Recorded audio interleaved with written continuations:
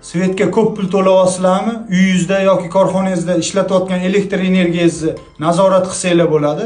Yaxshilab o'rganib olsanglar, hech kim sizlarni alda olmaydi. Qani ketdik. Birinchi bo'lib telefoningizdan Head Billing mobil dasturini ko'chirib olasizlar. Unga kiramiz. Tepada shaxsiy hisob raqami turibdi, tekshirasizlar. Pastdagi hisobingizdagi mablag'.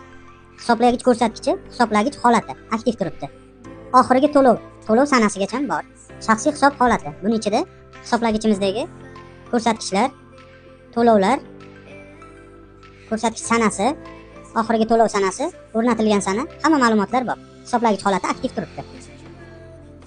Statistikaga kiramiz. Statistikada ko'rsak bo'ladi, kunlik yoki oylik. Oylikga bir misol 2024-yil tanlash. Ko'rsanglar bo'ladi. Dekabrda qancha ishlatganman, noyabrda, oktyabrda qancha ishlatganimni ko'rsak bo'ladi. Undan tashqari buni mablag'da ko'rsak bo'ladi. Ko'ryapsizlar, summasini chiqarib beryapti. 200 kWh 450 so'mdan pastda ko'rishingiz mumkin. 900 so'mlik tarifda ham hisoblagan.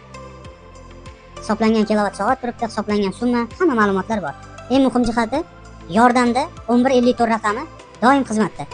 Uylarda nima muammo bo'ladigan bo'lsa, elektr energiyadan 1154 ga telefon qilsanglar bo'ladi. Tarixga kiramiz. To'lov tarixi, necha pul to'lagansizlar, chislosi bo'yicha ko'rsatib turadi. Mana ko'rsanglar bo'ladi. Ko'rsatkich tarixi. Bu hisoblagich turi, hisoblagich raqami, ko'rsatkich olingan sana, hisoblagich ko'rsatkichi. Ko'rsatkichini hisobdoninglar bilan tekshirib olsanglar bo'ladi. Shunda hech qachon adashmaysizlar. Manba Askoe bu programma. Video foydali bo'lgan bo'lsa, bitta like bosib qo'yinglar. Elektr energiyadan qiynalib yurgan o'rtog'inglarga yuborib qo'yinglar shu videoni. Hammaga rahmat. Sog' salomat bo'linglar.